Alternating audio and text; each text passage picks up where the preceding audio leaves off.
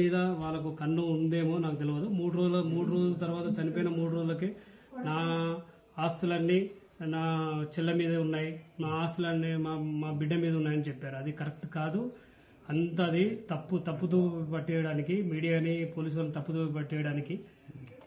వాళ్ళ ఆస్తులు ఏమి లేవు ఈమె పేరు మీద. ఎవరైనా కానీ తన ఆస్తులు తన మీద పెట్టుకుంటే తన ఆస్తులు బిడ్డ పేరు మీద పెట్టారు. ఇంకోటి ఏంది అంటే మా ఆస్తులే ఆయన రియల్ ఎస్టేట్ చేసేది. రియల్ ఎస్టేట్ చేసి మేము ఇచ్చిన డబ్బులతో రియల్ ఎస్టేట్ చేసేది. అప్పుడు మా వైఫ్ డబ్బులు ఇచ్చింది కాబట్టి మా వైఫ్ ఆమె పేరు చేసుకోవాలనుకుంటుంది, కానీ అతని పేరు మీద చేయాలనుకోదు. ఎందుకంటే అతని మీద నమ్మకం లేదు మా వైఫ్కు. ఇన్ని రోజులు ఇప్పుడు 18 ఏళ్ళు ఆయన రియల్ ఎస్టేట్ అంటాడు.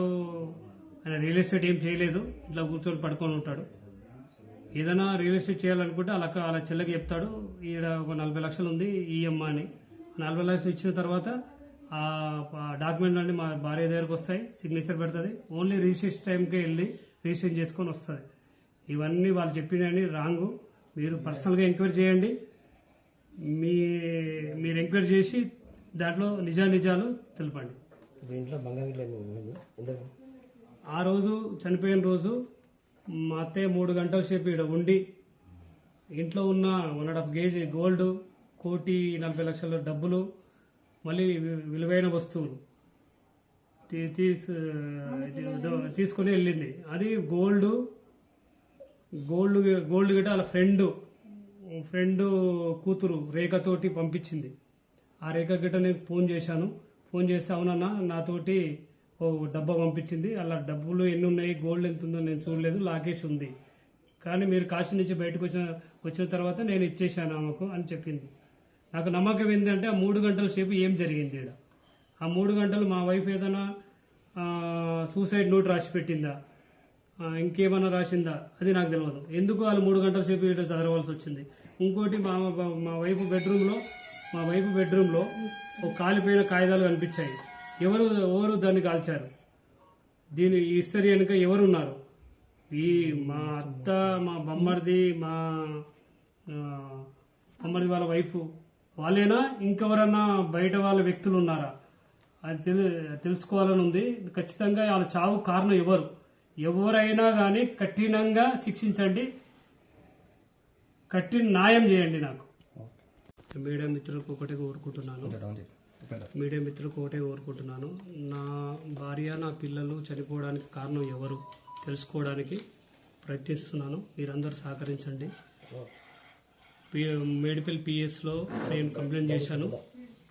మా అత్తయ్య పుష్పలత, మా బొమ్మర్ది చిరంజీవి, మా బొమ్మర్ది పెళ్ళం భార్య లక్ష్మి, ఈ ముగ్గురు మీద మేడిపల్లి పిఎస్లో కంప్లైంట్ చేశాను.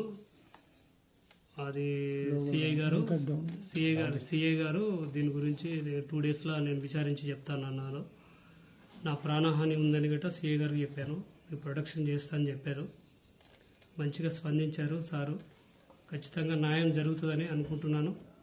మీ మీడియా మిత్రులందరూ కలిసి నాకు న్యాయం చేయాలి. వీళ్ళ చావు కారణం ఎవరు, దాన్ని వెలికి తీయాలి.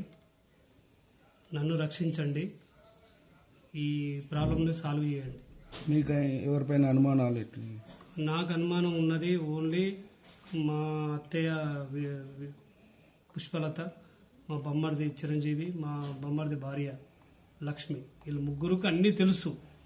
వీళ్ళను గట్టిగా విచారిస్తే మాత్రమే తెలుస్తాయి, ఇంకెవరికి తెలియదు. వాళ్ళు గట్టిగా విచారిస్తే వాళ్ళన్నీ బయట పెడతారు. దీనికి సూత్రధారు ఎవరు ఏందని వాళ్ళకి తెలుసు.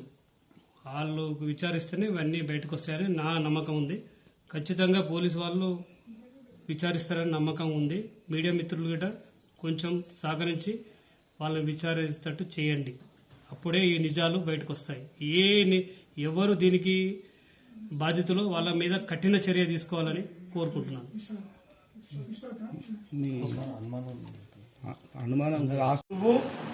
నువ్వు చనిపోతే ఎవరికి ఆస్తి అని అడిగారు. అప్పటి నుంచే నాకు డౌట్ స్టార్ట్ అయింది. నేను చనిపోవడానికి వాళ్ళకెందుకు అంటే దీని ఇంకా నా పిల్లలు చనిపోవడానికి, నా భార్య చనిపోవడానికి కారణం ఎవరు? వీళ్ళే ఉండొచ్చు. ఎందుకంటే నా మీద ఇంత ప్రెజర్ పెట్టారు. నా భార్య పిల్లల మీద ప్రెజర్ పెడతారు కదా. అందుకోసం నేను కోరుకునేది ఒకటే, మీడియా మిత్రులందరికీ దీన్ని వెలికి తీయండి, నాకు సహకరించండి. ఎందుకు ఏ రాజకీయ నాయకుడు ఏ వ్యక్తి నాతోటి పరిచయాలు లేరు. నాకు మొత్తం డబ్బు అంతా తీసుకెళ్లిపోయారు. నా దగ్గర డబ్బు గిట్ట లేదు. వాళ్ళు డబ్బుతోటి అందరినీ మేనేజ్ చేస్తున్నారు. ఆ నా డబ్బు తీసుకొని నా మీదనే పోటీగా మేనేజ్ చేస్తున్నారు. ఆస్తి గురించి కూడా ప్రెజర్ చేస్తున్నారు. సెటిల్మెంట్ అంటే అదే కదండి. మీరు సెటిల్మెంట్ చేసుకోండి అంటే నాకు ఇది ఇవ్వండి, ఇది తీసుకోండి. మీ ఆస్తి వాళ్ళ మీద ఎందుకు చేస్తారు? అదే నాకు తెలియక నేను అడిగాను. సెటిల్మెంట్ అంటే ఏంది, సెటిల్మెంట్ మీనింగ్ ఏంది నాకు తెలియక అడిగాను. నేను ఎవరి దగ్గర డబ్బులు తీసుకోలేదు, నేను ఎవరికి ఇవ్వలేదు. నీ ఆస్తి నా దగ్గర లేదు, నా ఆస్తి మీ దగ్గర డాక్యుమెంట్లు అన్ని ఉన్నాయి. నా డాక్యుమెంట్ నాకు ఇవ్వడానికి మీకు సెటిల్మెంట్ ఎందుకు చేయాలి? ఓకే.